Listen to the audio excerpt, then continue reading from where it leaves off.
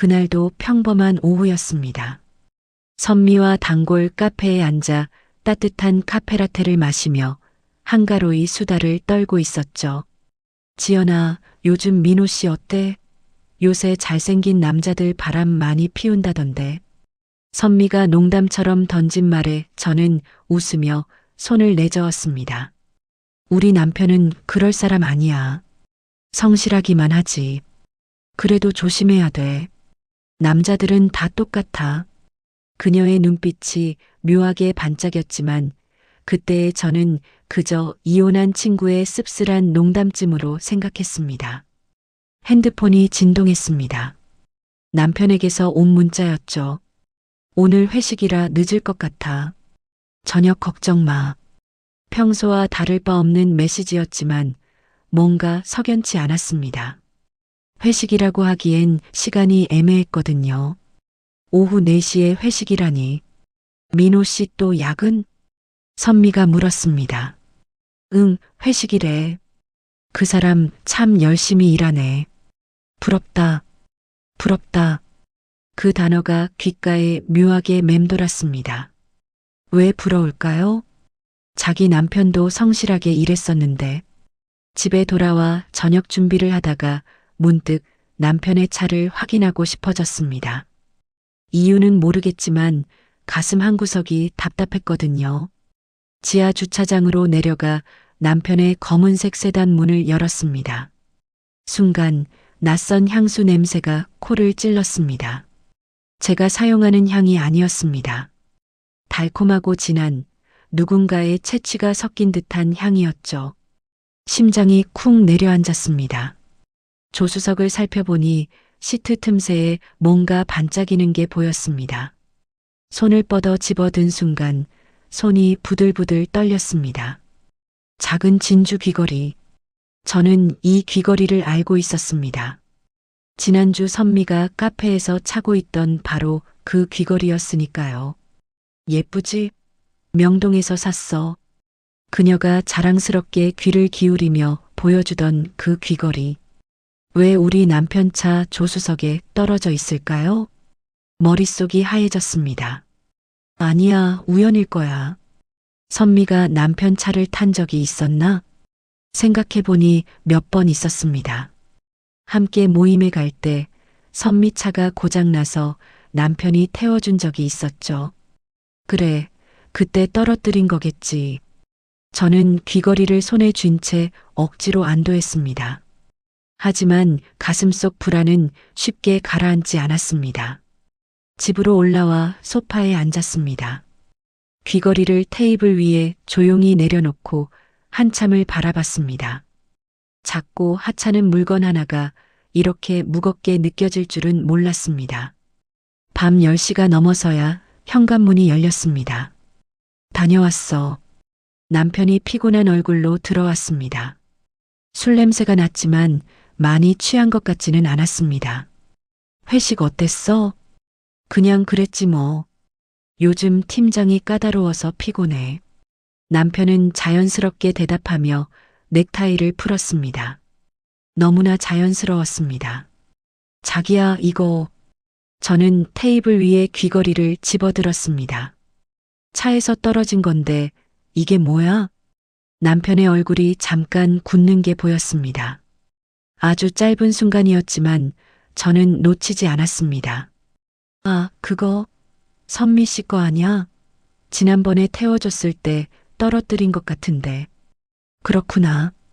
그럼 내가 돌려줄게. 그래, 그러면 되겠네. 남편은 아무렇지 않게 욕실로 들어갔습니다. 하지만 저는 알아차렸습니다. 그가 대답하기 전 찰나의 망설임을, 눈동자가 흔들린 그 짧은 순간을, 샤워하는 소리가 들려왔습니다.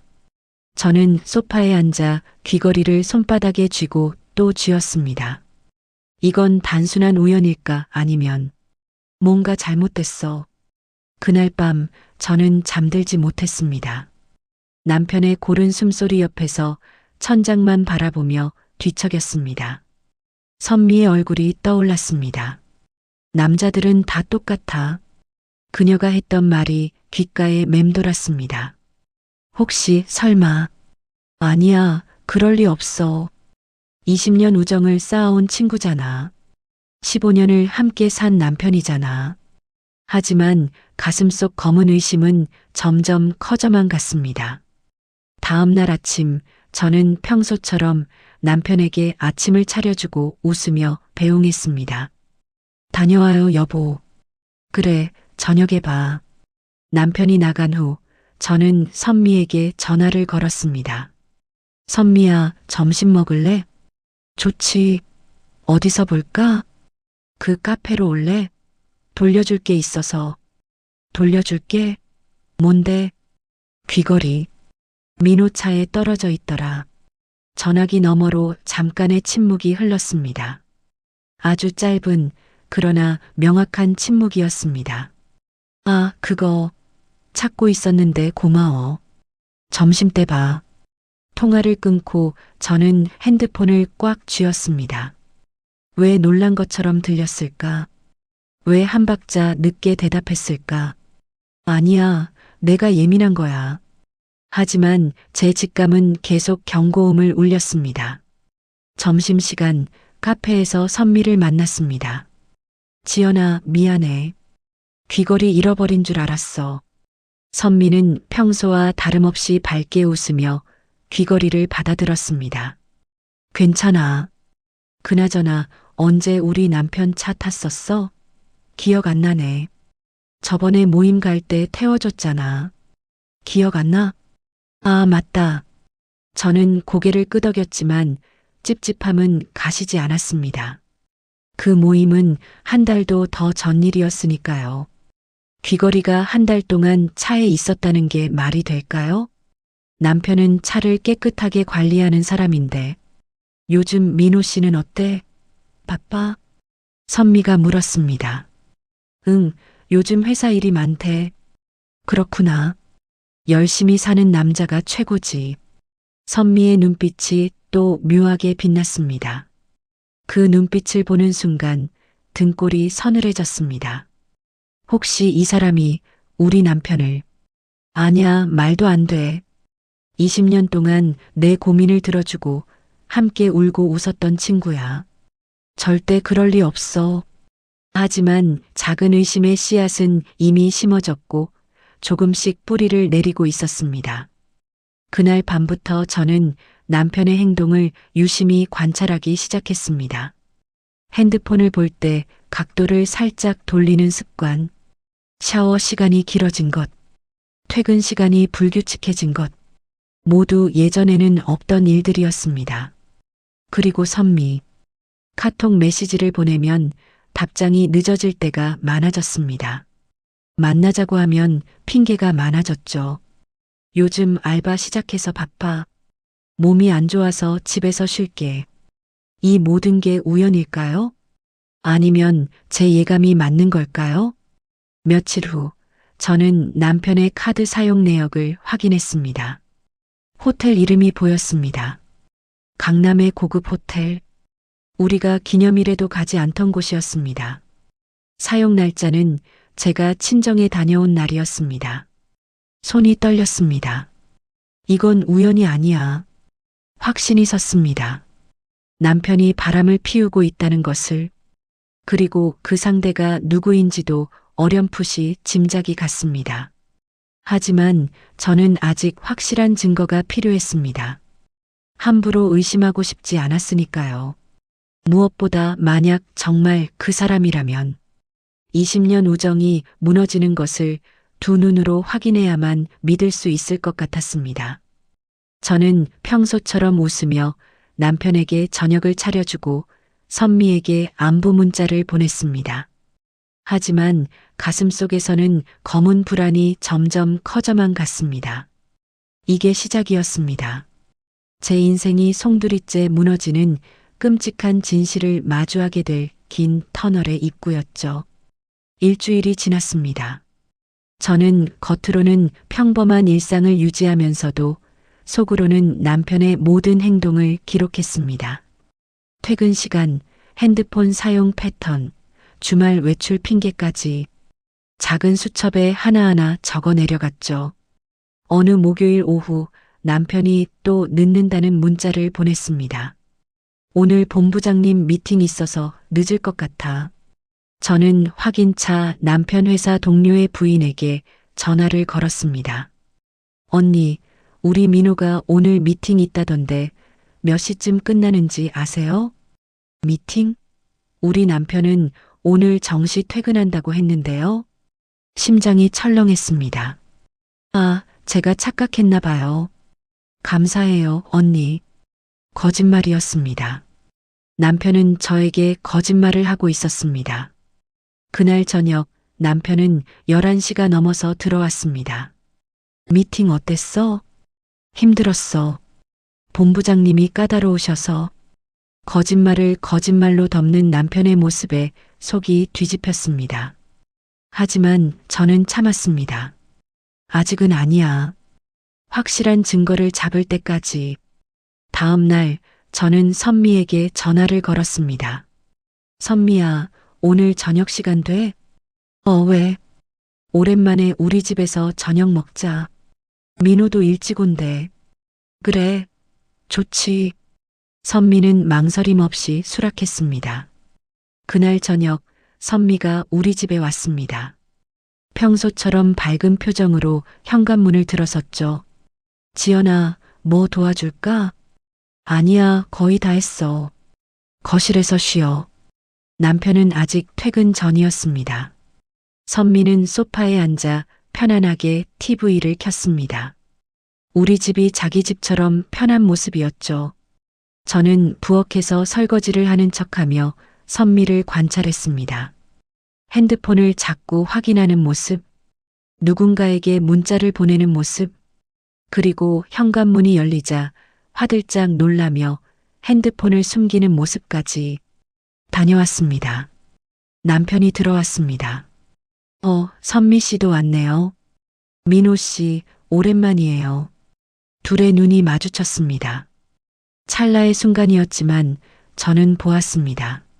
서로를 의식하는 그 묘한 긴장감을, 너무 자연스러운 척하는 어색함을. 식탁에 둘러앉아 저녁을 먹는 동안 저는 두 사람을 번갈아 보았습니다. 민호 씨, 요즘 일이 많으시죠? 선미가 물었습니다. 네, 좀 바빠요. 힘드시겠어요. 지연이가 잘 챙겨줘야 할 텐데. 왜 선미가 남편 걱정을 하는 걸까요? 왜 남편은 선미의 말에 어색하게 웃는 걸까요? 선미야, 너는 요즘 어때? 알바는 괜찮아? 응, 그냥 그래. 생활비 벌려고 하는 건데 뭐. 선미는 담담하게 대답했지만 말끝이 조금 떨렸습니다. 식사가 끝나고 선미가 화장실에 간 사이 저는 남편에게 물었습니다. 여보, 선미 좀 많이 힘들어 보이지 않아? 그런가요? 저는 잘 모르겠는데. 남편은 무심하게 대답했지만 시선은 화장실 쪽으로 향해 있었습니다. 선미가 돌아온 후 저희는 거실에서 차를 마셨습니다. 지연아, 너 요즘 피부 좋아졌다. 무슨 관리해? 아니야, 그냥 잠 많이 자는 것밖에. 부럽다. 나도 좀 챙겨야 하는데. 선미는 웃었지만 그 눈빛은 남편을 향해 있었습니다. 그리고 남편도 슬쩍슬쩍 선미를 보고 있었죠. 이 모든 게 우연일 수는 없었습니다. 10시쯤 선미가 일어섰습니다. 나 이만 갈게. 내일 알바 있어서.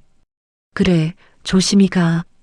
현관까지 배웅을 나가는데 선미의 핸드폰에서 알림음이 울렸습니다.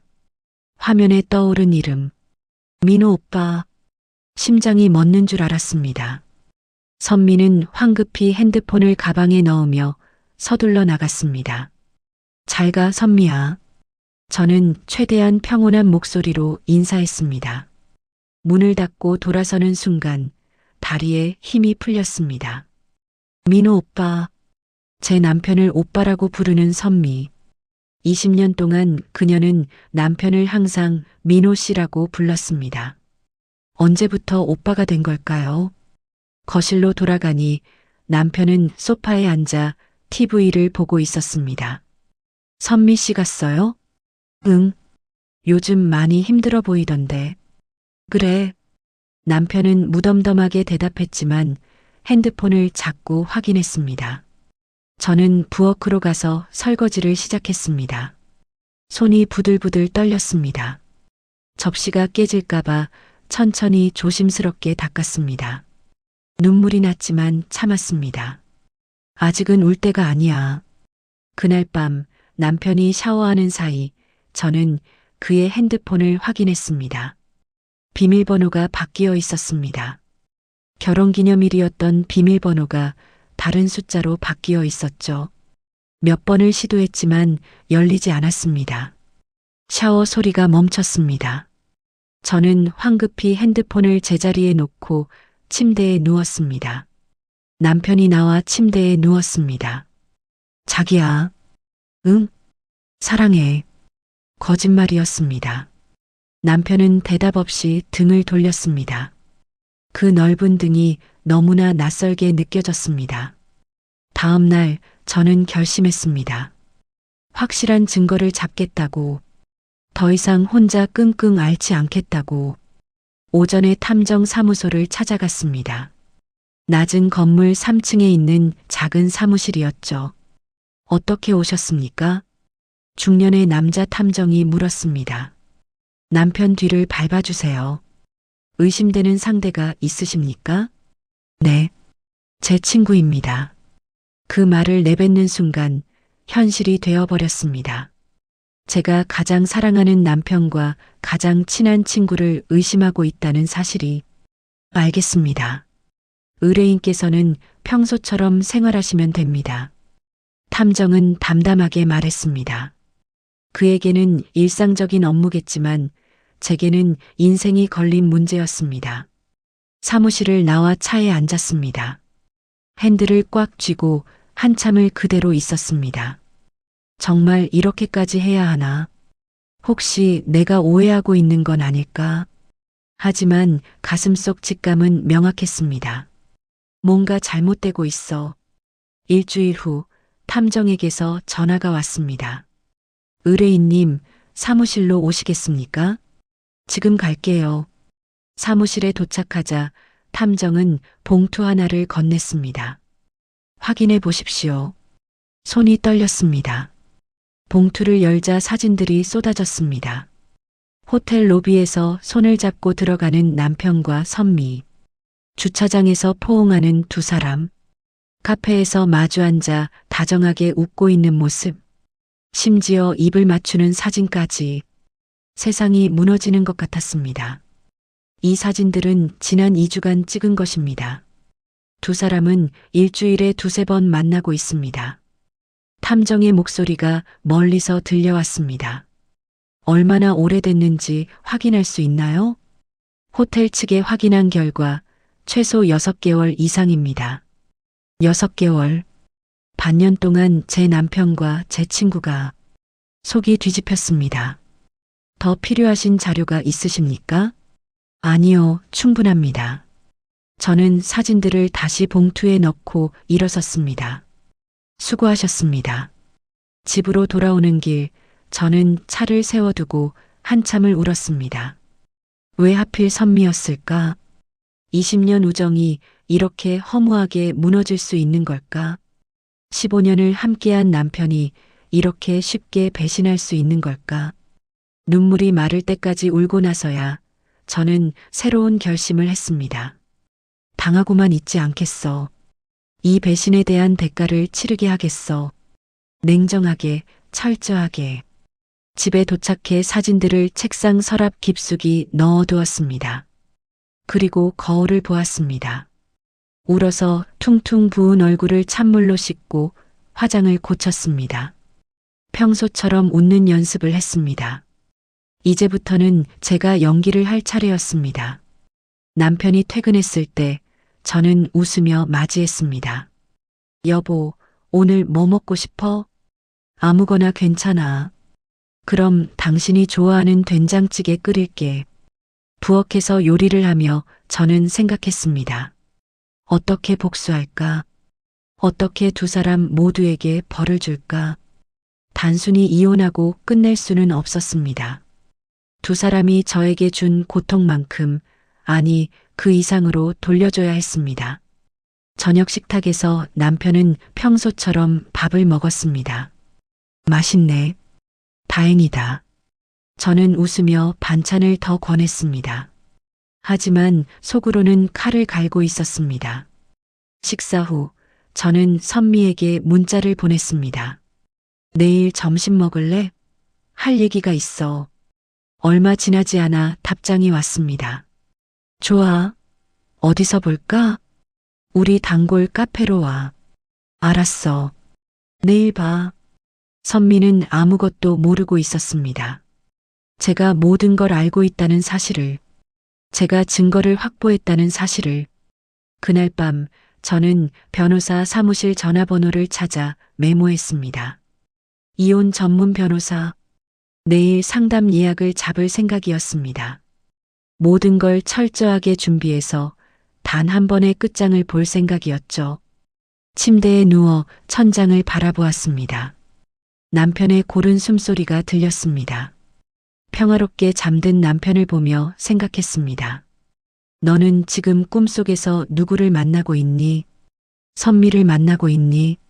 저는 더 이상 울지 않았습니다. 슬픔은 분노로 바뀌었고 분노는 차가운 결심으로 굳어졌습니다. 이제부터가 진짜 시작이야. 두고 봐. 다음 날 오전 저는 변호사 사무실을 찾아갔습니다. 강남역 근처 고층 빌딩 15층에 위치한 법무법인이었죠. 이혼 상담 예약하신 박지연 씨 맞으십니까? 네, 맞습니다. 깔끔한 정장을 입은 여성 변호사가 저를 맞이했습니다. 앉으세요. 어떤 상황이신지 말씀해 주시겠어요? 저는 준비해온 봉투를 꺼냈습니다. 탐정이 찍은 사진들과 카드 사용 내역, 호텔 이용 기록까지. 변호사는 하나하나 꼼꼼히 살펴보았습니다. 증거가 확실하네요. 상대 여성분이 친구분이라고 하셨죠? 네, 20년 지기 친구입니다. 그렇다면 두 분 모두에게 위자료 청구가 가능합니다. 변호사의 말에 저는 고개를 끄덕였습니다. 재산은 어떻게 되시나요? 아파트는 공동 명의이고 남편 명의의 예금이 좀 있습니다. 결혼 기간 중 형성된 재산은 절반씩 분할됩니다. 위자료까지 합하면 상당한 금액이 될 겁니다. 숫자로 환산되는 15년의 결혼 생활. 씁쓸했지만 이것이 현실이었습니다. 한 가지 여쭤봐도 될까요? 네, 말씀하세요. 남편과 그 여자 둘 다 제대로 벌을 받게 하고 싶은데 가능할까요? 변호사는 잠시 저를 바라보았습니다. 법적으로는 충분히 가능합니다.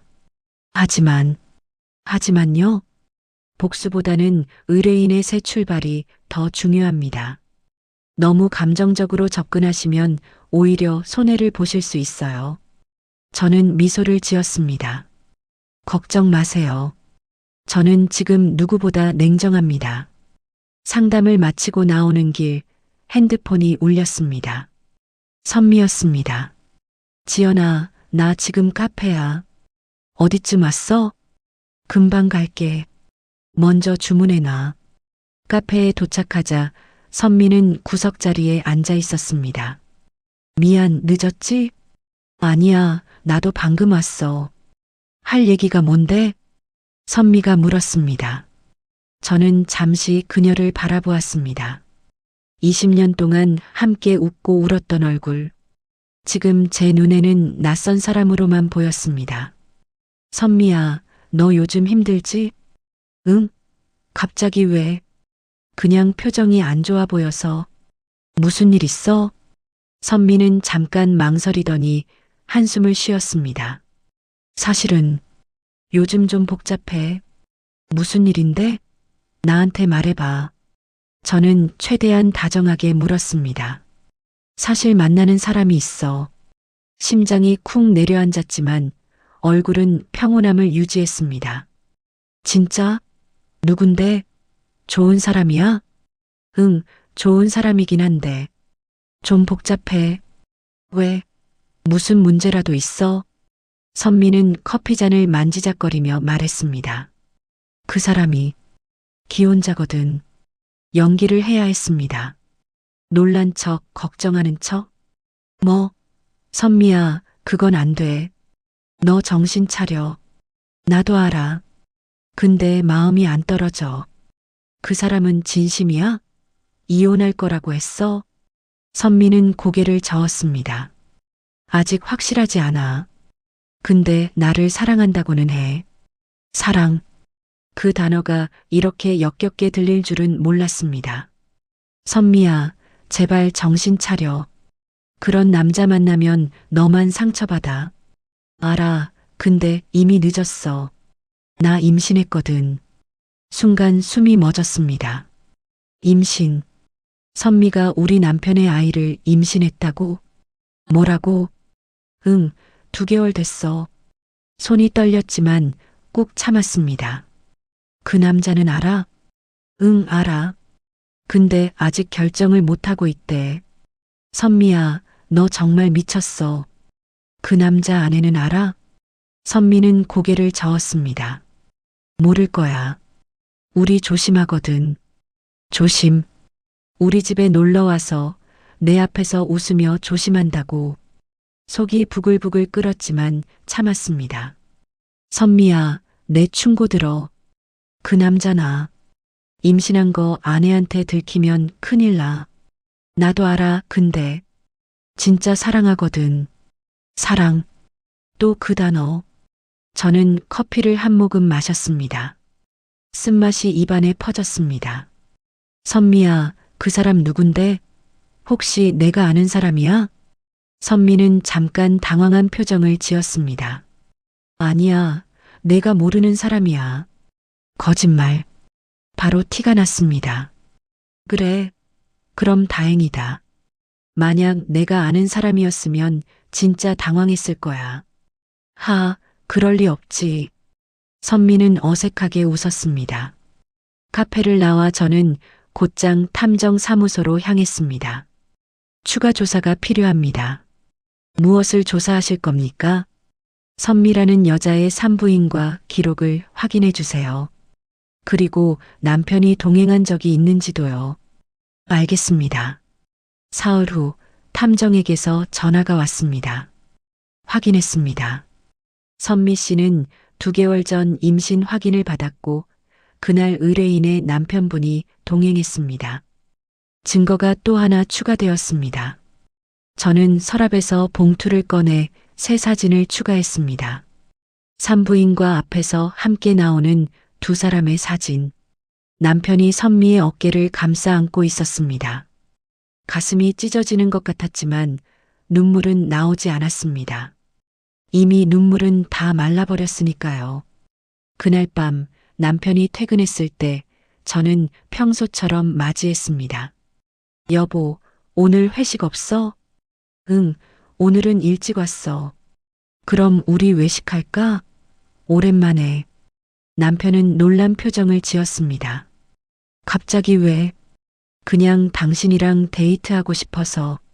안 돼? 아니, 좋지. 저희는 남편이 좋아하는 이탈리안 레스토랑으로 갔습니다.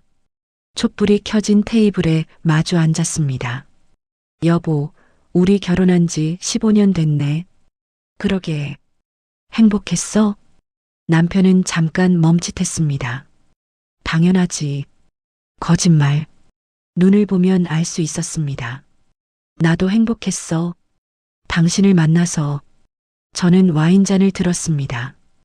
우리의 15년을 위해 건배. 건배. 잔이 부딪히는 소리가 맑게 울렸습니다. 식사를 하는 동안 저는 남편을 유심히 관찰했습니다.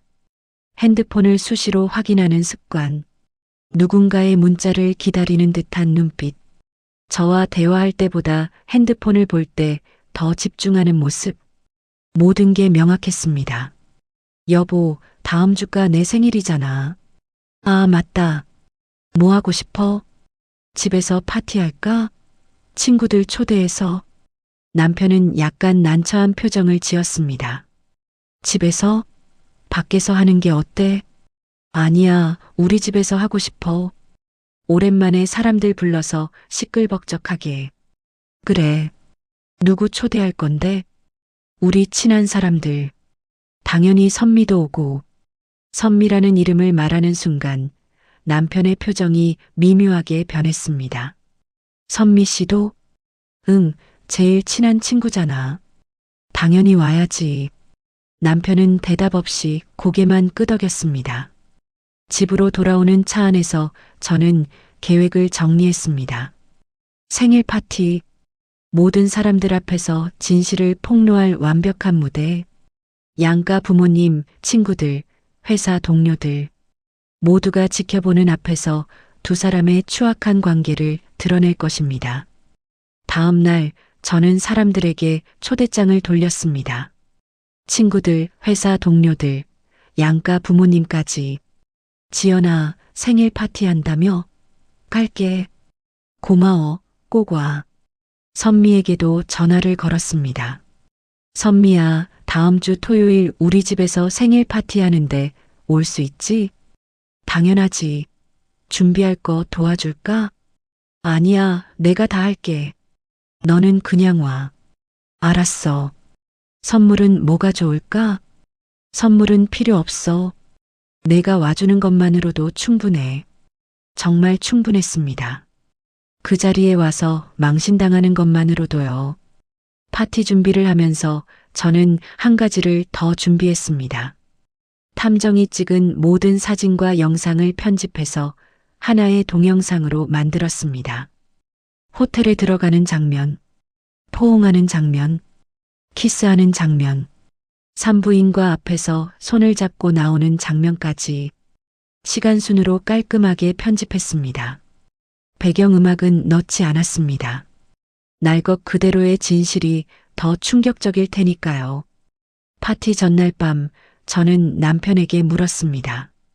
여보, 내일 몇 시쯤 올 수 있어? 6시쯤 갈게. 알았어. 사람들은 7시에 오기로 했어. 준비 많이 해야겠네.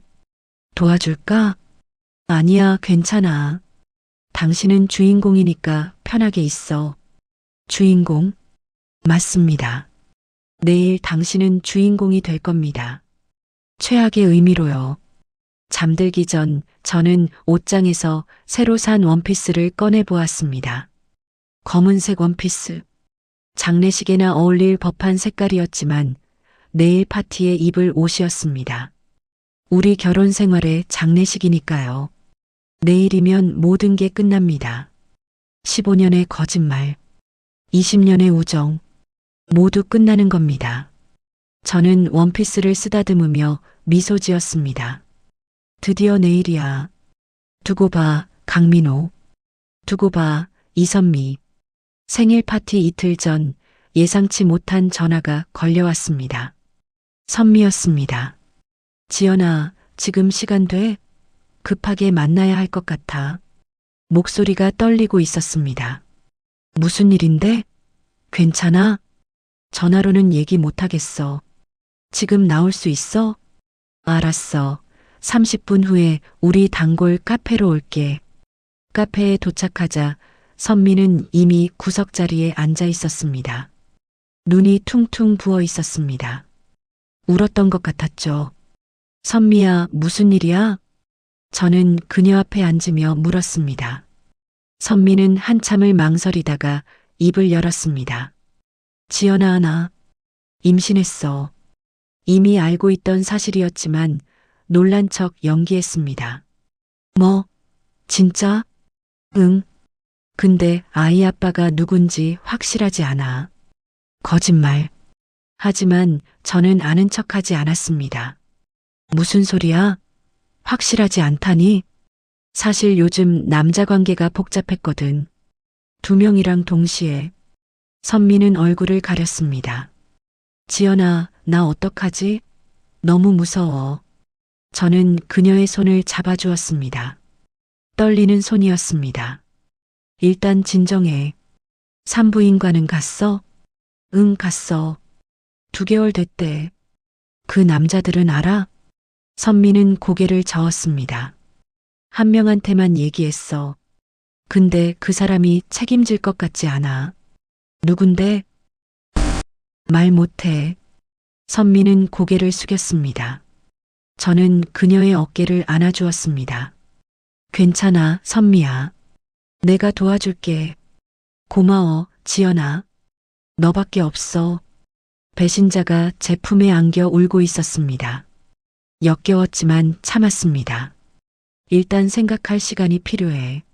아이를 어떻게 할 건지 모르겠어. 머리가 너무 복잡해. 토요일 내 생일 파티에 올 수 있어? 선미는 고개를 들었습니다. 그래도 돼? 나 이런 상황인데.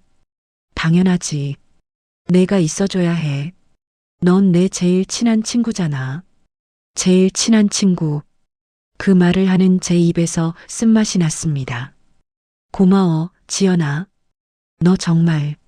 선미의 눈에서 또 눈물이 흘렀습니다. 저는 티슈를 건네주며 생각했습니다. 저 눈물이 진짜일까? 아니면 저것도 연기일까? 카페를 나와 저는 곧장 탐정사무소로 향했습니다. 추가 정보가 필요합니다. 말씀하세요. 선미가 산부인과에 간 날짜와 누가 동행했는지 다시 한번 확인해 주세요. 이미 확인해 드렸지 않습니까? 한 번 더 부탁드립니다. 혹시 다른 남자가 동행한 적은 없는지도요. 탐정은 고개를 끄덕이며 기록을 뒤적였습니다. 확인 결과 산부인과는 총 3번 방문했습니다. 첫 번째는 혼자, 두 번째는 의뢰인의 남편분과 함께, 세 번째는 또 혼자였습니다. 다른 남자는요? 없었습니다. 의뢰인의 남편분 외에는 동행한 남자가 없습니다. 역시나 선미의 거짓말이었습니다. 아이 아빠가 누군지 모른다는 말도 2명과 동시에 만났다는 말도 모두 거짓이었죠. 그리고 이것 좀 보십시오. 탐정이 새로운 사진을 꺼냈습니다. 어제 촬영한 건데 2사람이 심하게 다투는 장면입니다. 사진 속 남편과 선미는 차 안에서 언쟁을 벌이고 있었습니다. 선미가 울고 있었고 남편은 고개를 돌린 채 핸들을 잡고 있었습니다. 무슨 얘기를 나눴는지 확인 가능합니까? 차 창문이 닫혀 있어서 정확한 내용은 모릅니다. 하지만 입모양으로 볼 때 아이 책임 같은 단어가 나온 것 같습니다. 그렇군요. 선미가 남편에게 아이 문제로 압박을 가하고 있었던 겁니다. 그래서 오늘 저에게 전화한 거였군요. 남편이 책임지지 않으려 하니까 저에게 동정심을 얻으려고. 정말 치밀한 계산이었습니다. 계속 미행해 주세요. 파티 당일까지요. 알겠습니다. 집으로 돌아오는 길 저는 계획을 수정했습니다. 임신 사실까지 폭로하면 더 충격적이겠죠. 양가 부모님 앞에서 며느리가 친구와 바람을 피워 임신까지 시켰다는 사실이 드러나면 상상만 해도 끔찍했지만 바로 그게 제가 원하는 복수였습니다. 그날 밤 남편이 평소보다 늦게 들어왔습니다. 술 냄새가 심하게 났습니다. 여보, 괜찮아? 많이 마셨네. 회식이었어. 남편은 비틀거리며 소파에 주저앉았습니다. 물 가져다 줄게. 부엌에서 물을 따라오는데 남편이 혼잣말을 하는 게 들렸습니다. 어떡하지? 이거 어떻게 해야 하나? 저는 물컵을 들고 거실로 돌아왔습니다. 여보, 물 마셔. 고마워. 남편은 물을 단숨에 들이켰습니다. 무슨 고민 있어? 회사 일? 아니야, 아무것도 아니야. 거짓말. 얼굴에 다 써 있었습니다. 선미 때문에 고민하고 있다는 게. 여보, 토요일 파티 기대돼. 오랜만에 사람들 만나는 거잖아. 남편은 어색하게 웃었습니다. 그러게. 너 생일인데 잘 챙겨줘야지. 응, 고마워. 당신이 최고의 선물이야. 저는 남편의 뺨에 입을 맞췄습니다. 남편은 굳은 표정으로 저를 바라보았습니다. 죄책감이 느껴졌을까요? 아니면 선미 생각에 제 입맞춤이 불편했을까요? 먼저 씻을게. 남편은 서둘러 욕실로 들어갔습니다. 저는 남편의 재킷을 정리하다가 주머니에서 핸드폰이 울리는 걸 발견했습니다. 화면을 보니 선미라는 이름이 떠 있었습니다. 문자 미리 보기가 보였습니다. 오빠, 나 어떡하면 좋아? 진짜 무서워. 오빠. 저는 핸드폰을 도로 주머니에 넣었습니다. 손이 떨렸지만 침착함을 유지했습니다. 이틀만 더 참으면 돼. 이틀만 더. 파티 전날 저는 집안을 꾸미기 시작했습니다. 풍선, 리본, 케이크 주문까지 모든 게 완벽했습니다. 거실에 큰 TV를 설치하고 테스트해 봤습니다. 편집한 영상이 선명하게 재생되었습니다. 남편과 선미가 호텔로 들어가는 장면, 차 안에서 키스하는 장면, 산부인과 앞에서 손을 잡고 나오는 장면, 모든 게 생생했습니다. 완벽해. 저는 리모컨을 손에 쥐고 미소 지었습니다. 내일이면 이 모든 게 재생될 겁니다. 모두가 보는 앞에서요. 그날 밤 저는 처음으로 푹 잤습니다. 복수가 코앞에 다가왔다는 사실이 오히려 마음을 편하게 해주었습니다. 더 이상 참을 필요가 없었으니까요. 더 이상 연기할 필요가 없었으니까요. 내일이면 모든 게 끝납니다. 거짓말도 배신도 고통도 모두 끝나는 겁니다. 그리고 새로운 시작이 기다리고 있었습니다. 진실과 정의가 승리하는 새로운 삶이요. 드디어 토요일이 밝았습니다. 제 생일. 하지만 오늘은 축하보다는 심판의 날이 될 것이었습니다. 아침부터 분주하게 파티 준비를 시작했습니다. 음식을 준비하고 테이블을 세팅하고 풍선을 붙였습니다. 남편은 아침 일찍 나갔습니다. 회사에 급한 일이 있어서 잠깐 다녀올게.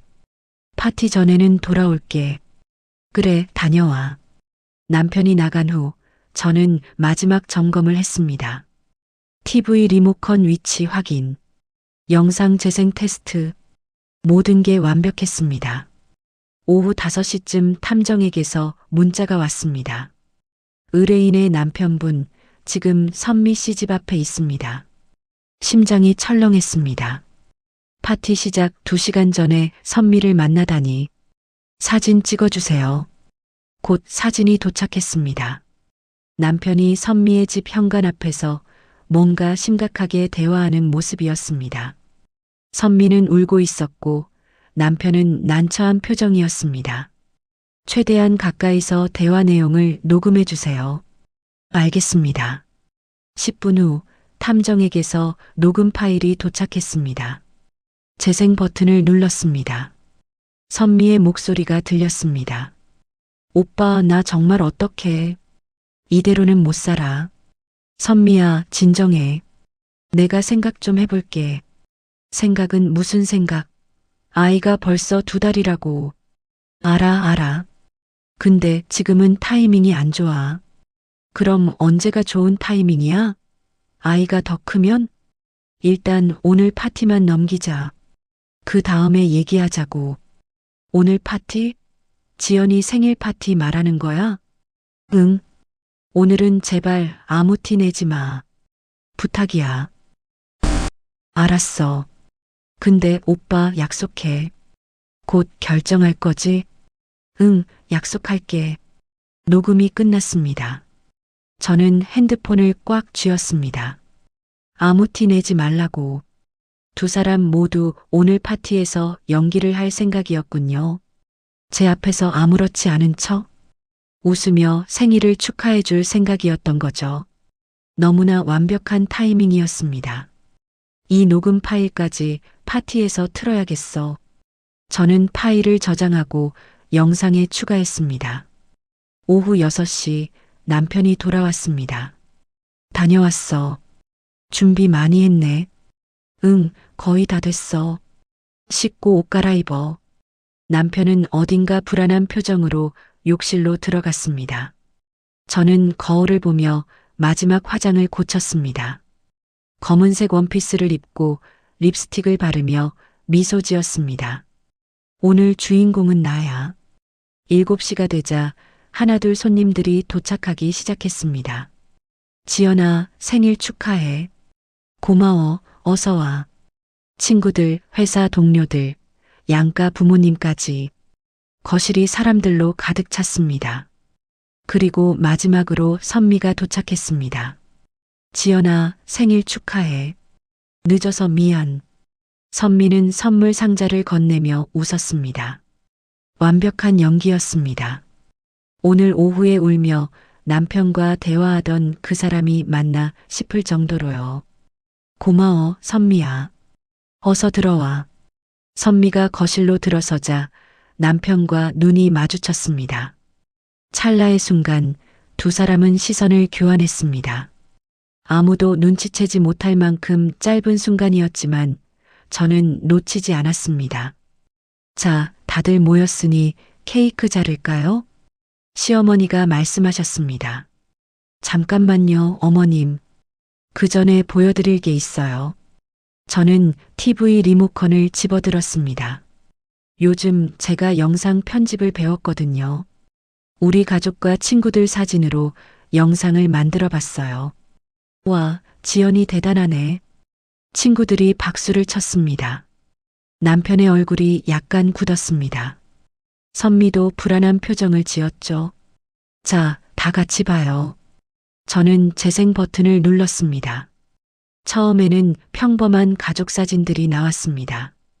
결혼식 사진, 여행 사진, 기념일 사진들. 사람들은 웃으며 화면을 봤습니다. 우리 며느리 정말 예뻤네. 시어머니가 흐뭇하게 웃으셨습니다. 그리고 화면이 바뀌었습니다. 호텔 주차장. 남편과 선미가 손을 잡고 들어가는 장면. 거실이 순식간에 조용해졌습니다. 이게 뭐야? 시아버지가 물으셨습니다. 영상은 계속 재생되었습니다. 카페에서 마주 앉아 다정하게 웃는 두 사람. 차 안에서 키스하는 장면. 호텔 방으로 들어가는 뒷모습. 산부인과 앞에서 손을 잡고 나오는 장면. 그리고 오늘 오후 녹음한 대화까지. 오빠, 나 정말 어떡해. 이대로는 못 살아. 선미야, 진정해. 내가 생각 좀 해볼게. 선미의 얼굴이 새하얗게 질렸습니다. 남편은 벌떡 일어났습니다. 여보, 이게 무슨... 앉아요, 강민호 씨. 아직 끝나지 않았어요. 제 목소리는 차갑고 단호했습니다. 영상은 계속 이어졌습니다. 날짜가 표시된 호텔 출입 기록. 카드 사용 내역. 심지어 문자 메시지 캡처까지. 모든 증거가 하나하나 화면에 펼쳐졌습니다. 시어머니가 비명을 지르듯 소리쳤습니다.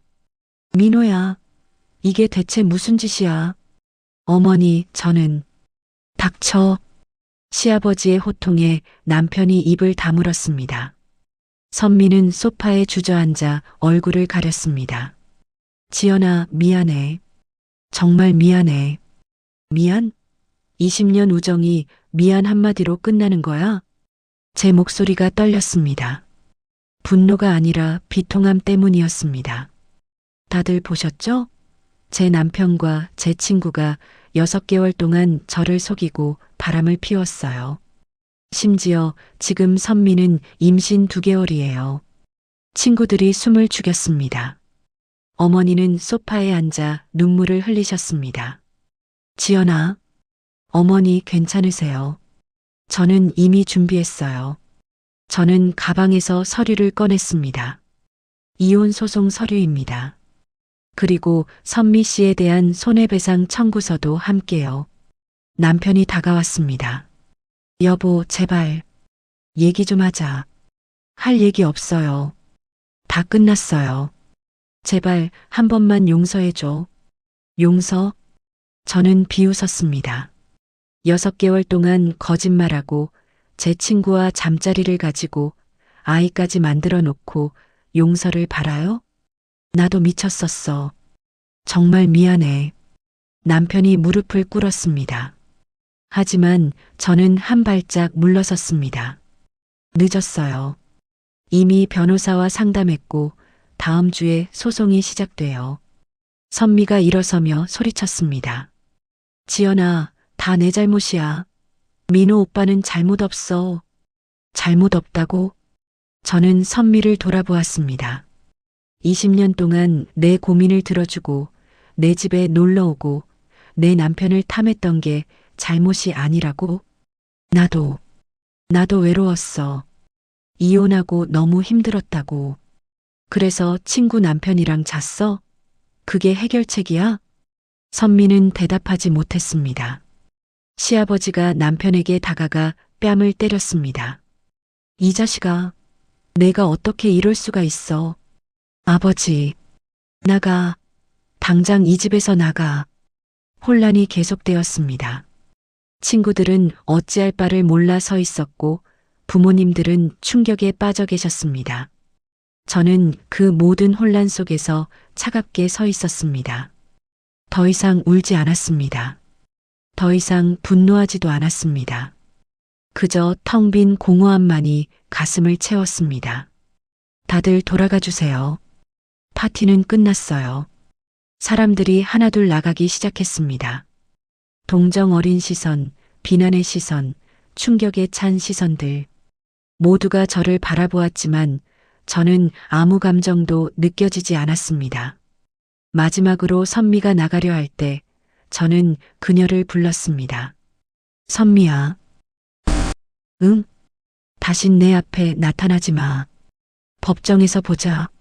선미는 고개를 떨구고 현관문을 나갔습니다. 남편도 짐을 챙겨 나가려 했습니다. 여보, 그 호칭 쓰지 마세요. 역겹습니다. 남편은 더 이상 말하지 못하고 집을 나갔습니다. 거실엔 저 혼자만 남았습니다. 풍선, 케이크, 선물 상자들, 모든 게 아직 그대로였습니다. 하지만 축제는 끝났습니다. 아니, 처음부터 축제가 아니었습니다. 심판의 날이었을 뿐이죠. 저는 소파에 앉아 케이크를 바라보았습니다. 생일 축하합니다라고 쓰인 케이크. 축하할 게 뭐가 있을까요? 결혼 생활이 무너진 날. 20년 우정이 박살난 날. 하지만 동시에 진실이 밝혀진 날이기도 했습니다. 거짓과 배신 속에서 살지 않아도 되는 날. 저는 케이크에 초를 켰습니다. 43개의 초가 불을 밝혔죠. 그리고 한 번에 불어 껐습니다. 소원은 없었습니다. 이미 원하던 걸 얻었으니까요. 진실이라는 이름의 복수를요. 파티가 끝난 그날 밤은 유난히 길었습니다. 텅 빈 집에 혼자 앉아 천장만 바라보았습니다. 핸드폰이 계속 울렸습니다. 친구들, 지인들, 심지어 모르는 번호까지 모두 무시했습니다. 새벽 2시쯤 남편에게서 전화가 왔습니다. 받지 않았습니다. 문자가 수십 통 왔습니다. 여보, 미안해. 제발 한 번만 기회를 줘. 내가 미쳤었어. 다시는 안 그럴게. 제발 전화 좀 받아줘. 모두 익십했습니다. 이제 와서 무슨 말을 들어야 할까요? 다음 날 아침 시어머니에게서 전화가 왔습니다. 지연아, 네 어머니. 어제는 정말 미안하구나. 우리 민호가 잘못했어. 괜찮으세요, 어머니? 근데 지연아, 그래도 한 번만 더 생각해보면 안 될까? 이혼까지는. 심장이 철렁했습니다. 어머니, 무슨 말씀이세요? 민호도 잘못을 뉘우치고 있어. 한 번만 용서해주면 안 될까? 어머니 아들이 6개월 동안 바람 피우고 다른 여자 임신시킨 거 보셨잖아요. 그래도 부부는 이런 일이 있을 수 있는 거잖니. 조용히 넘어가면. 조용히 넘어가요? 믿을 수가 없었습니다. 어머니, 저는 피해자예요. 왜 제가 조용히 넘어가야 하죠? 그래도 세상 사람들이 다 알면 우리 집안 망신이잖니. 집안 망신. 저의 고통보다 중요한 게 집안 망신이라는 겁니까? 어머니, 죄송하지만 이혼은 제 결정입니다. 이미 변호사와 상담했어요. 지연아, 제발. 저는 전화를 끊어버렸습니다. 손이 떨렸습니다. 분노가 아니라 허탈함 때문이었습니다. 15년 동안 착한 며느리로 살았는데 결국 저는 집안의 체면을 위해 참아야 하는 존재였던 걸까요? 오후에는 친정 어머니에게서 전화가 왔습니다. 지연아, 괜찮니? 네, 엄마. 괜찮아요. 엄마가 지금 갈까? 아니요, 괜찮아요. 혼자 있고 싶어요. 그래도 엄마 걱정 마세요. 저 이제 강해졌어요. 전화를 끊고 나니 또 울컥했습니다. 어머니 목소리를 듣는 순간 꾹 참았던 눈물이 터질 뻔했거든요. 하지만 참았습니다. 이제 울 시간도 아깝습니다. 앞으로 나아가야 하니까요. 나흘 후 변호사 사무실에서 연락이 왔습니다. 의뢰인님, 남편분 측 변호사가 접촉해 왔습니다. 무슨 내용인가요? 합의를 원한답니다. 위자료를 지불하고 조용히 이혼하자고요. 거절해 주세요. 저는 법정에서 끝까지 갈 겁니다. 의뢰인님, 법정 소송은 시간도 오래 걸리고 비용도 상관없습니다. 저는 두 사람 모두에게 법적 책임을 묻고 싶어요. 변호사는 잠시 침묵했습니다. 알겠습니다. 의뢰인님 뜻대로 진행하겠습니다. 일주일 후 첫 조정 기일이 잡혔습니다. 법원 조정실에서 남편과 마주 앉았습니다. 6개월 만에 보는 남편은 많이 수척해져 있었습니다. 여보, 변호사님을 통해 이야기해 주세요. 저는 남편을 똑바로 쳐다보지도 않았습니다. 조정위원이 입을 열었습니다. 양측 모두 이혼 의사는 있으신 거죠? 네. 저는 단호하게 대답했습니다. 남편은 고개를 떨궜습니다. 재산 분할과 위자료 문제가 남았는데요. 남편 측에서 먼저 제안하시겠습니까? 남편 측 변호사가 서류를 꺼냈습니다. 아파트는 반반으로 나누고 위자료 3천만 원을 지불하겠습니다. 저는 비웃었습니다. 길계속. 3천만 원이요? 15년 결혼 생활을 3천만 원으로 평가하시는 겁니까? 의뢰인께서 원하시는 금액은? 아파트는 제가 가져가고 예금도 전액 제가 가져갑니다. 위자료는 1억입니다. 1억이라니 그건 너무 과합니다. 남편 측 변호사가 반발했습니다. 과하다고요? 6개월 동안 저를 속이고 바람 피운 대가치고는 싸다고 생각하는데요. 하지만 법적으로 간통죄는 폐지됐지만 부정행위에 대한 위자료 청구는 여전히 가능합니다. 게다가 상대 여성에게도 동일하게 청구할 겁니다. 조정위원이 난처한 표정을 지었습니다. 양측 모두 조금씩 양보하셔야 합의가 가능할 것 같은데요. 저는 양보할 생각 없습니다.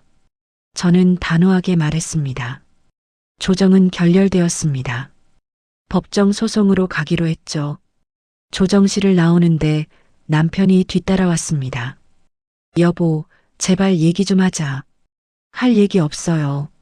나 정말 후회하고 있어. 미쳤었어. 후회는 저도 해요. 당신 같은 사람을 만난 걸요. 제발 한 번만. 비켜요. 저는 남편을 밀치고 지나갔습니다. 뒤에서 남편이 주저앉아 우는 소리가 들렸지만 돌아보지 않았습니다. 그날 저녁 선미에게서 전화가 왔습니다. 받지 않으려다가 결국 받았습니다. 뭐? 지연아?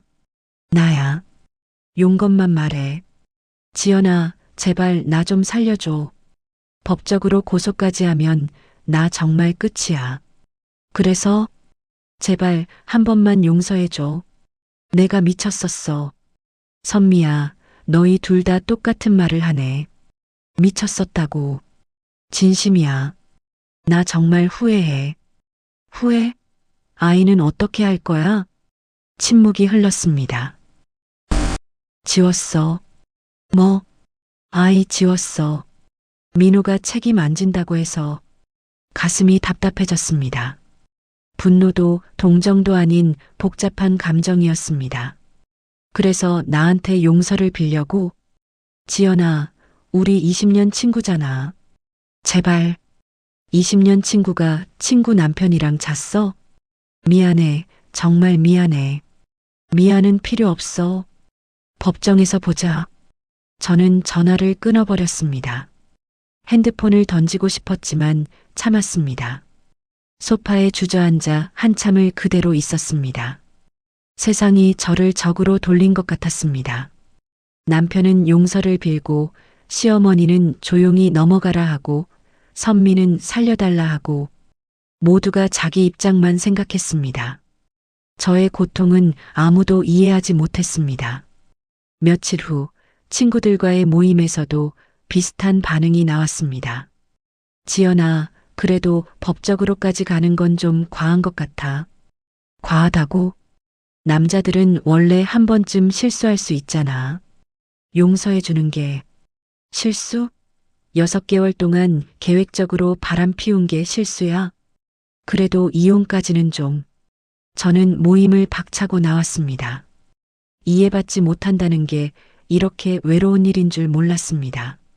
집으로 돌아와 거울을 보았습니다. 수척해진 얼굴, 다크서클, 생기 없는 눈빛. 이게 바로 배신당한 사람의 얼굴이구나. 변호사 사무실 계단에 앉아 한참을 울었습니다.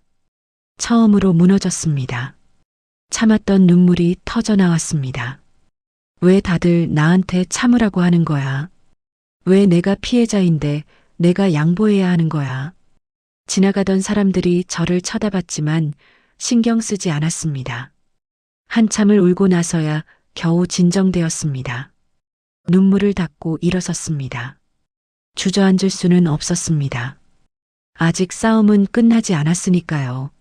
집으로 돌아와 변호사에게 문자를 보냈습니다. 어떤 일이 있어도 소송 끝까지 가겠습니다. 합의 절대 불가합니다. 곧 답장이 왔습니다. 알겠습니다. 최선을 다하겠습니다. 창밖을 내다보았습니다. 세상은 여전히 돌아가고 있었습니다. 사람들은 웃고 차들은 지나가고 해는 지고 있었습니다. 하지만 제 세상은 멈춰 있었습니다. 배신과 고통 속에 갇혀서요. 언제쯤 이 터널을 벗어날 수 있을까요? 언제쯤 다시 웃을 수 있을까요? 알 수 없었습니다. 하지만 한 가지는 확실했습니다. 포기하지 않겠다는 것, 끝까지 싸우겠다는 것, 그것만이 지금 제가 할 수 있는 전부였습니다. 2달 후 드디어 본격적인 재판이 시작되었습니다. 법정에 들어서는 순간 심장이 두근거렸습니다. 긴장이 아니라 기대감 때문이었죠. 드디어 진실이 공식적으로 인정받는 순간이 올 것이었습니다. 피고석에는 남편이 앉아 있었습니다. 수척한 얼굴, 떨리는 손. 한때 사랑했던 사람이었지만 지금은 낯선 타인처럼 느껴졌습니다. 제3호 증인 이선미 씨 입장하십시오. 법정 문이 열리고 선미가 들어왔습니다. 임신했을 때보다 훨씬 말라 있었습니다. 우리의 시선이 마주쳤지만 선미는 고개를 돌렸습니다. 재판장이 서류를 넘기며 입을 열었습니다. 원고 박지연 씨, 피고 강민호 씨 간의 이혼 소송 및 위자료 청구의 건 시작하겠습니다. 제 변호사가 일어섰습니다. 재판장님, 원고는 피고의 부정행위로 인한 정신적 고통에 대해 위자료 1억 원을 청구하며 공동재산의 70%를 요구합니다. 근거를 제시하십시오. 제출한 증거 1번부터 32번까지 봐주십시오. 피고는 6개월 이상 제3자인 이선미 씨와 부적절한 관계를 유지했으며 이는 호텔 이용 기록, 사진, 문자 메시지, 통화 녹음 등으로 명백히 입증됩니다. 재판장이 서류를 검토했습니다. 피고 측 반론하십시오. 남편 측 변호사가 일어섰습니다. 재판장님, 피고는 잘못을 인정하고 깊이 반성하고 있습니다. 하지만 원고가 요구하는 위자료와 재산 분할 비율은 과도합니다. 무엇이 과도합니까? 제 변호사가 반박했습니다. 피고는 15년 결혼 생활 동안 형성된 신뢰를 배신했고 원고에게 심각한 정신적 피해를 입혔습니다. 원고는 현재 우울증 진단을 받고 치료 중입니다. 저는 정신과 진단서를 제출했습니다. 재판 준비 과정에서 받은 것이었죠.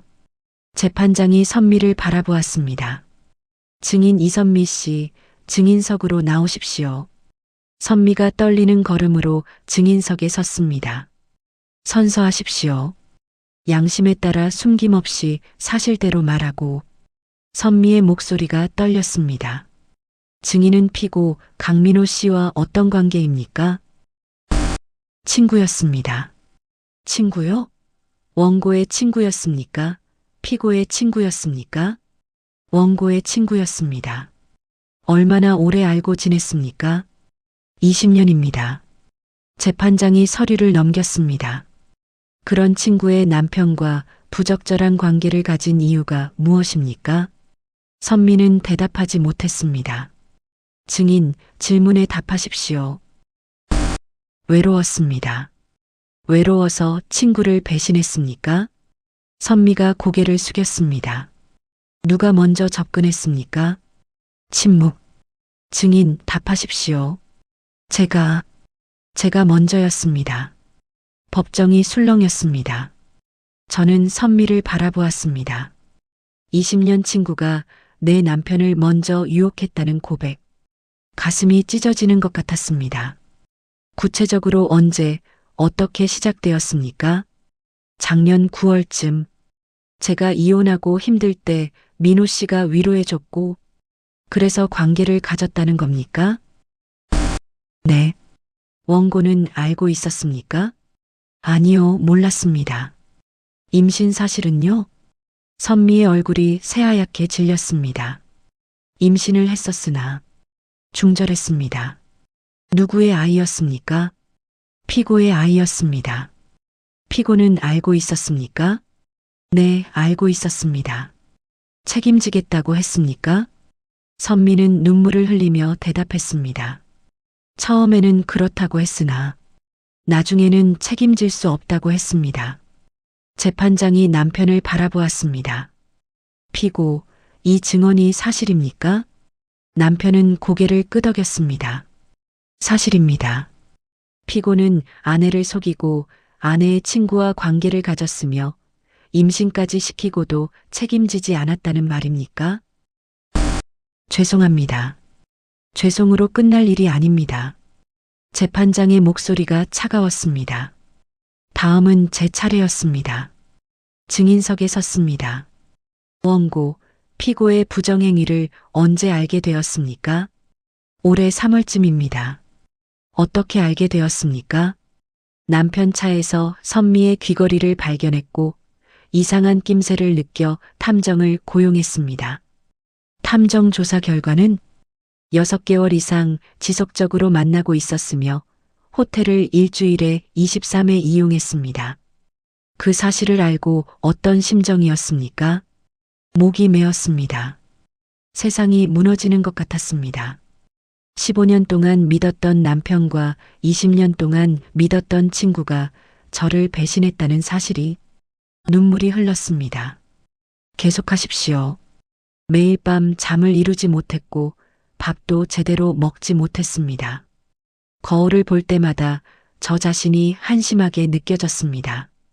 현재 상태는 어떻습니까? 우울증 진단을 받고 약물 치료 중입니다. 사람들을 만나는 것도 두렵고 혼자 있을 때도 불안합니다. 재판장이 고개를 끄덕였습니다. 피고 측 질문 있습니까? 남편 측 변호사가 일어섰습니다. 원고는 피고와 화해할 의사가 전혀 없습니까? 없습니다.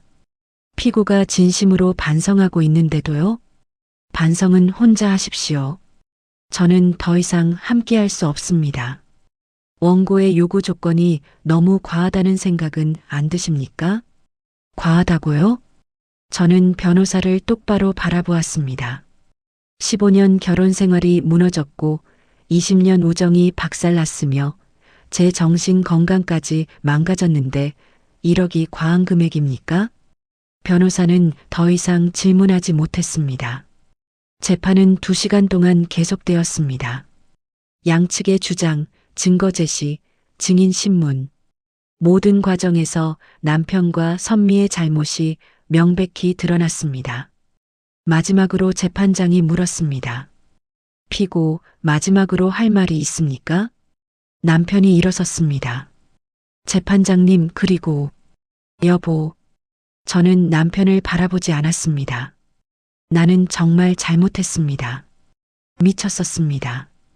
당신을 사랑했는데도 왜 그랬는지 저도 모르겠습니다. 피고 원고에게 하는 말입니까?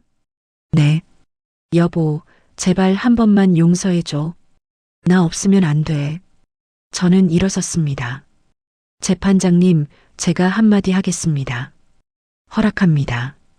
저는 남편을 똑바로 바라보았습니다. 강민호 씨, 당신 없어도 삽니다. 아니, 당신 없이 더 잘 살 겁니다. 15년 동안 당신을 믿고 의지했던 제가 바보였습니다. 이제 그 바보 같은 시간은 끝났습니다.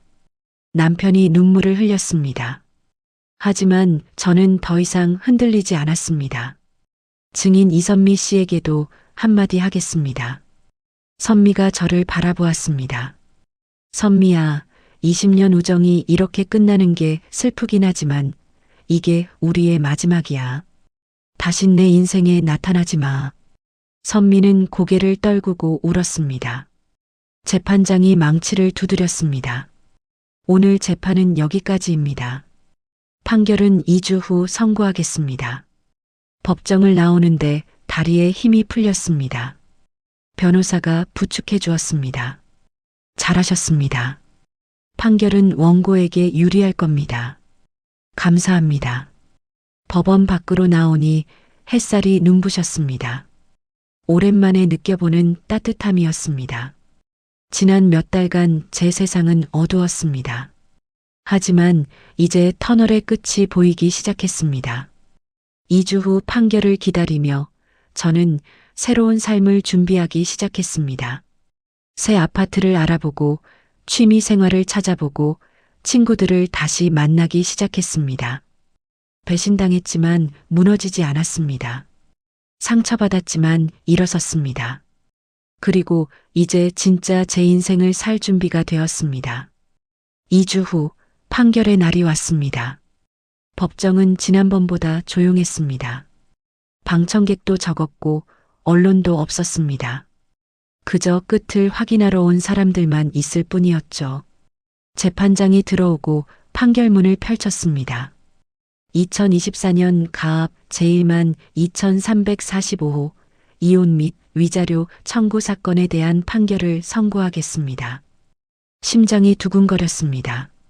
주문, 원고와 피고는 이혼한다. 첫 문장부터 명확했습니다. 피고는 원고에게 위자료 8천만 원을 지급하라. 1억은 아니었지만 충분했습니다. 공동재산은 원고 60%, 피고 40%로 분할한다. 제3자 이선미는 원고에게 위자료 3천만 원을 지급하라. 이상 선고를 마칩니다. 망치 소리가 울렸습니다. 끝났습니다. 15년 결혼 생활이 공식적으로 종료되는 순간이었습니다. 법정을 나오는데 남편이 다가왔습니다. 여보, 이제 그 호칭 쓰지 마세요. 우리 남남입니다. 지연 씨, 네, 정말 미안합니다. 행복하세요. 남편은 고개를 숙이고 돌아섰습니다. 구부정한 어깨, 느린 걸음걸이. 한때 사랑했던 사람이 저렇게 초라해 보일 줄은 몰랐습니다. 하지만 동정심은 들지 않았습니다. 자업자득이었으니까요. 선미는 보이지 않았습니다. 아마 판결문을 우편으로 받기로 했나 봅니다. 저를 마주할 용기조차 없었던 거겠죠. 법원 계단을 내려오는데 친정 어머니가 기다리고 계셨습니다. 엄마, 지연아, 수고했다. 어머니가 저를 껴안아 주셨습니다. 그제야 눈물이 났습니다.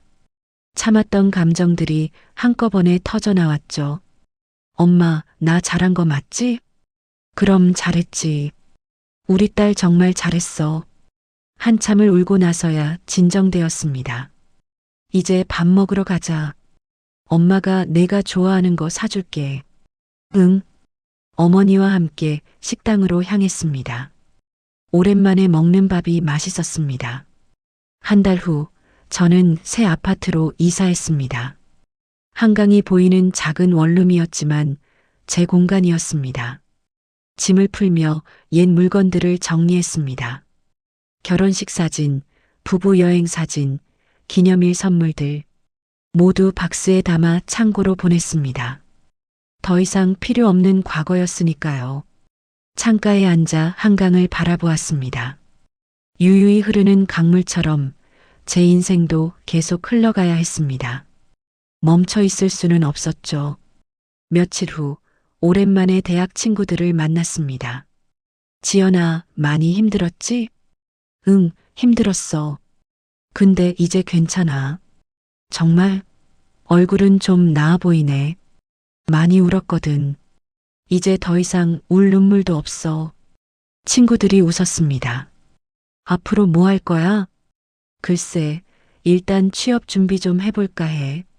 법학과 나왔으니까 뭐라도 해야지. 오, 좋은데.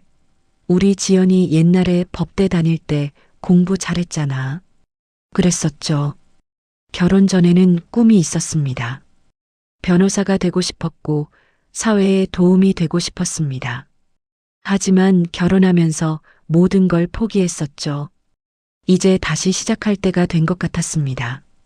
집에 돌아와 책상에 앉았습니다. 먼지가 쌓인 법학책들을 꺼내 펼쳤습니다. 낯설지만 반가운 내용들이었습니다. 다시 시작해보자. 그렇게 저는 새로운 인생을 시작했습니다. 3개월 후 로펌 인턴 면접을 봤습니다. 나이가 좀 있으신데 왜 이제야 시작하시나요? 늦었다고 생각할 때가 가장 빠를 때라고 하잖아요. 이혼하고 제 인생을 되찾았습니다. 면접관이 미소 지었습니다. 솔직하시네요. 합격입니다. 일을 시작하니 바빴습니다. 아침 일찍 출근해서 밤늦게 퇴근하는 날들이 계속되었습니다. 하지만 행복했습니다. 제가 선택한 삶을 살고 있다는 게 느껴졌으니까요. 어느 토요일 오후 한강공원을 산책하고 있었습니다. 멀리서 익숙한 뒷모습이 보였습니다. 선미였습니다. 혼자 벤치에 앉아 강을 바라보고 있었죠. 많이 수척해 보였습니다. 잠깐 고민하다가 지나쳐 걸었습니다. 더 이상 제 인생과 관계없는 사람이었으니까요. 그리고 며칠 후 우연히 남편 소식을 들었습니다. 회사에서 좌천되어 지방으로 발령받았다고 합니다. 바람 소문이 돌아 회사에서도 눈총을 받았다나요. 자업자득이었습니다. 동정심도 들지 않았습니다. 6개월 후 저는 로펌 정규직 변호사가 되었습니다. 첫 월급을 받던 날 어머니를 모시고 좋은 식당에 갔습니다. 엄마, 이거 받으세요. 봉투를 건넸습니다. 이게 뭐니? 제 첫 월급이요. 그동안 고생하신 거 조금이나마 보답하려고요. 어머니가 눈물을 흘리셨습니다. 우리 딸 정말 대견하다. 엄마, 울지 마세요. 이제 행복한 일만 남았어요. 그래, 그래야지. 1년 후 저는 완전히 달라져 있었습니다. 자신감 있는 표정, 당당한 걸음걸이, 밝은 미소. 배신당했던 그 여자는 더 이상 존재하지 않았습니다. 사무실 창문으로 서울 시내가 내려다 보였습니다. 박지연 변호사님, 다음 의뢰인 오셨습니다. 알겠습니다. 들어오시라고 하세요. 문이 열리고 30대 여성이 들어왔습니다. 눈이 퉁퉁 부어 있었습니다. 앉으세요. 무슨 일로 오셨나요? 남편이 바람을 피웠어요. 익숙한 이야기였습니다. 저도 겪었던 고통이었죠. 괜찮습니다. 제가 도와드릴게요. 저는 그녀에게 미소 지었습니다. 배신당했지만 일어섰던 사람으로서 이제는 다른 사람을 도울 수 있게 되었습니다. 퇴근길 새로 산 차를 운전하며 집으로 향했습니다. 라디오에서 잔잔한 음악이 흘러나왔습니다. 신호 대기 중 거울을 보니 제 얼굴이 보였습니다. 웃고 있었습니다. 진심으로 행복한 표정이었죠. 집에 도착해 소파에 앉아 와인을 한 잔 따랐습니다. 창밖으로 야경이 펼쳐져 있었습니다. 반짝이는 불빛들, 흐르는 차들, 살아 숨쉬는 도시, 모든 게 아름다웠습니다. 건배. 저는 혼자 잔을 들었습니다. 새로운 시작에, 배신을 이겨낸 저 자신에게, 그리고 앞으로 펼쳐질 더 나은 내일에, 남편은 어떻게 되었을까요? 선미는 어떻게 살고 있을까요? 궁금하지 않았습니다. 더 이상 제 인생과 관계 없었으니까요. 중요한 건 저였습니다. 무너졌지만 다시 일어섰고 상처받았지만 치유되었습니다. 그리고 이제 더 강해진 모습으로 제 길을 걷고 있었습니다. 복수는 달콤했지만 진짜 승리는 따로 있었습니다. 그들 없이도 행복할 수 있다는 것, 제 힘으로 다시 일어설 수 있다는 것, 그것이 진정한 복수였습니다. 거울 속 제 눈빛은 예전보다 단단해져 있었습니다. 배신당했지만 무너지지 않았고 이제 진짜 제 인생을 살아갈 준비가 되었습니다. 그리고 저는 천천히 미소 지었습니다. 새로운 시작이 두렵지 않았으니까요.